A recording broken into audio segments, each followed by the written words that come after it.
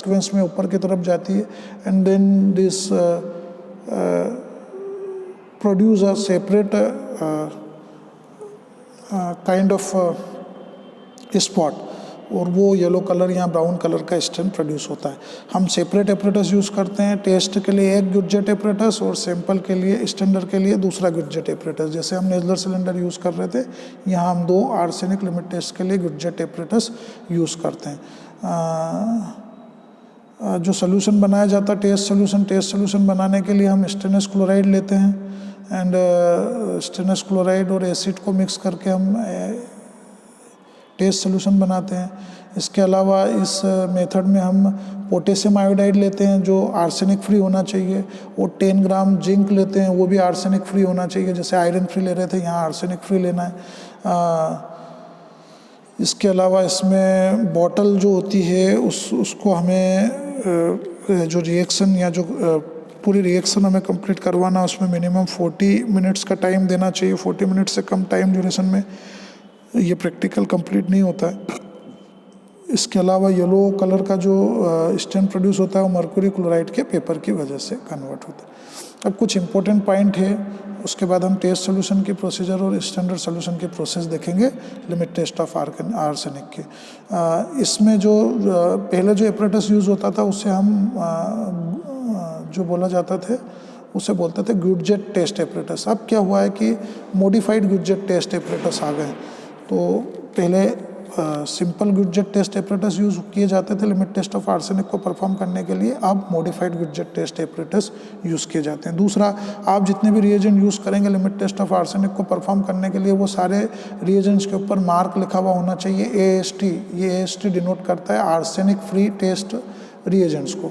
दूसरा, potassium iodide use किया जाता है लिमिट टेस्ट ऑफ आर्सेनिक में, क्योंकि ये पेंटावेलेंट आर्सेनिक की इम्प्योरिटीज़ को ट्राइवेलेंट आर्सेनिक एसिड की इम्प्योरिटीज़ में कन्वर्ट करता है। और ये जो पोटेशियम आयोडाइड यूज़ होता है ये हाइड्रो आयोडिक एसिड बनाता है, जो कि रिडक्शन प्रोसेस को फास्ट करता है लिमिट टेस्ट ऑफ आर्सेनिक में। इसके अलावा जो हाइड्रोजन गैस निकलती है, जिसे नवजात हाइड्रोजन भी कहते हैं, वो बहुत स्लोली निकलना चाहिए, और ये बहुत स्लोली निकलती है। तो इसकी रेट ऑफ रिएक्शन को प्रॉपर्ली मेंटेन करने के लिए ये ज़रूरी है कि हम उसे 40 डिग्री सेंटीग्रेड तक हीट करते रहे सेपरेटस को प्रॉपर्ली रख के, ताकि ये जो गैस है हाइड्रोजन गैस ये स्लोली निकलती रहे, और ये हाइड्रोजन गैस स्लोली जो निकलेगी वो 40 डिग्री सेंटीग्रेड पे निकलेगी, जिससे जो रिएक्शन है वो प्रॉपर्ली होती रहती है आर्सेन गैस की। ग्रेनुलेटेड जिंक को यूज़ किया जाता है, नॉर्मल जिंक सैंपल को यूज़ नहीं किया जाता लिमिट टेस्ट ऑफ आर्सेनिक में, क्योंकि जो ऑर्डिनरी जिंक होती है वो नेजेंट हाइड्रोजन के साथ बहुत फास्टली रिएक्ट करती है, और हमें रिएक्शन प्रॉपर्ली मेंटेन करना है। और ग्रेनुलेटेड जिंक जो होती है वो प्रॉपर ढंग से या यूनिफॉर्मली रिएक्ट करती है, इसलिए हम ऑर्डिनरी जिंक को लिमिट टेस्ट ऑफ आर्सेनिक में यूज़ नहीं करते, ग्रेनुलेटेड जिंक को ही यूज़ करते हैं, क्योंकि वो हाइड्रोजन के साथ एवोल्यूशन जो हाइड्रोजन का होता है नेसेंट हाइड्रोजन के साथ, उसके साथ स्टडी और प्रोलॉन्ग टाइम तक एक्शन करती है। आर्सेनिक इम्प्योरिटीज़ को जो एक्सप्रेस किया जाता है हर इम्प्योरिटीज़ को पार्ट्स पर मिलियन में, ppm में या ppm एंड ppb। ppm को बोलते हैं पार्ट्स पर मिलियन एंड ppb को बोलते हैं पार्ट्स पर बिलियन। ये जो method of expression of concentration है इसको हम आने वाले लेक्चर में डिस्कस करेंगे। अभी के लिए आप केवल इतना याद रख लें कि मेजर हम ppm में। अब limit test of arsenic in ammonium chloride Indian pharmacopoeia. Indian pharmacopoeia में अमोनियम क्लोराइड के सोल्यूशन की मेथड दी हुई है कि अमोनियम क्लोराइड के सोल्यूशन में यदि आपको आर्सेनिक इम्प्योरिटीज़ को आइडेंटिफाई करना है तो आप कैसे प्रिपेयर करेंगे। तो नो डाउट आप लेंगे 2 अलग अलग एपरेटस, गुडजेट टेस्ट एपरेटस आर्सेनिक के लिए, एक पे T लिख देंगे, दूसरे पे S लिख देंगे।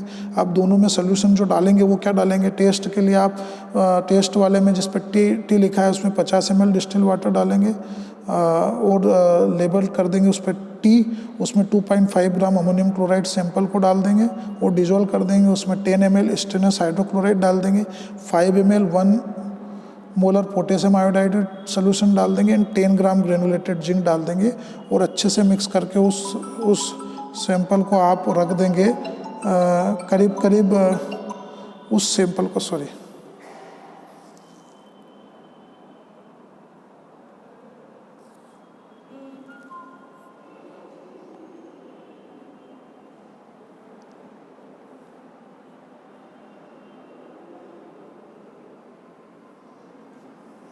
बस 1 मिनट दीजिए मुझे, कुछ प्रॉब्लम है।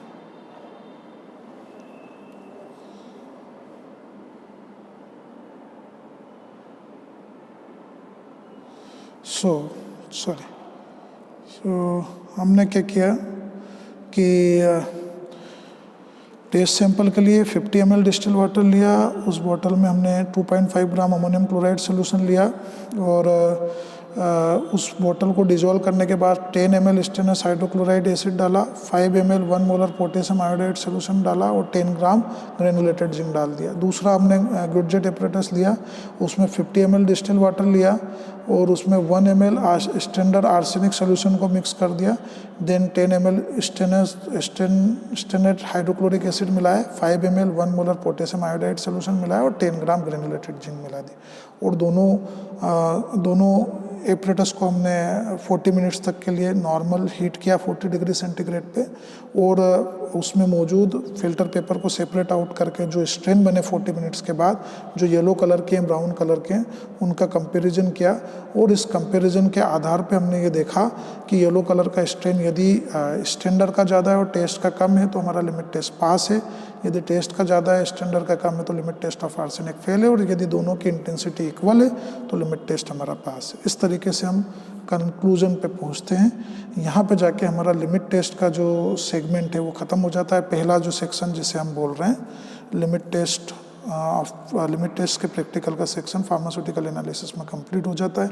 आई होप आपको ये समझ में आया होगा और अगर आपको अच्छा लगे तो लाइक करें, सब्सक्राइब करें, अपने फ्रेंड्स को भी मोटिवेट करें कि वो देखें और अगर कोई सजेशन है, कोई कंप्लेंट है तो सजेशन बॉक्स में डालें ताकि मैं आने वाले सेक्शन को और एट्रैक्टिव और यूज़फुल बना सकूं आपके लिए। Thank you. इस वीडियो के लिए इतना ही। Thank you.